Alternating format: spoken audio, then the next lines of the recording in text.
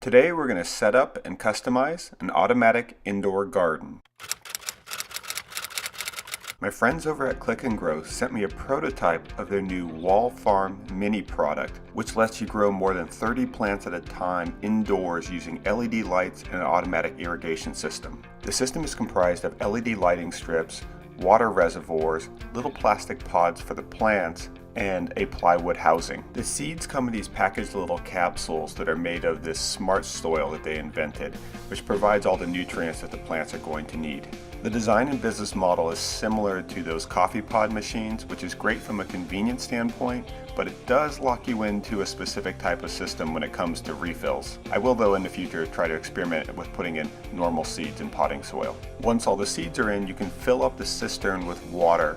This amount of water normally lasts me about 3 weeks. The LED lights are on a timer, so once you plug it in, it goes on and off automatically to provide the plants with the right amount of light. It took about 4 or 5 days for the plants to sprout, and then I removed the little plastic domes. It took another 4 to 5 weeks for the basil to be ready to be harvested, and also to start to see the beginnings of small tomatoes. For this first crop, I'm growing a combination of peppers, tomatoes, basil, and lettuce. Overall, I really like the design of this system, and I appreciate the fact that they use plywood instead of particle board to make the housing.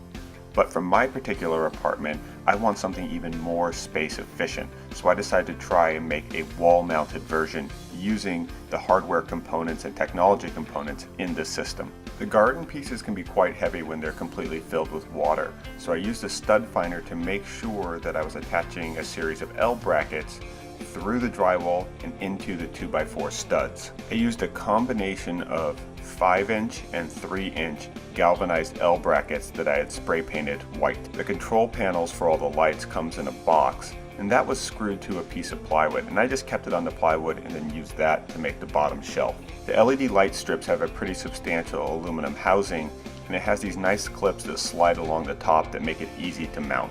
I bolted the 3-inch L brackets to the 5-inch L brackets to create sort of a U shape that's going to house the cistern for the gardens.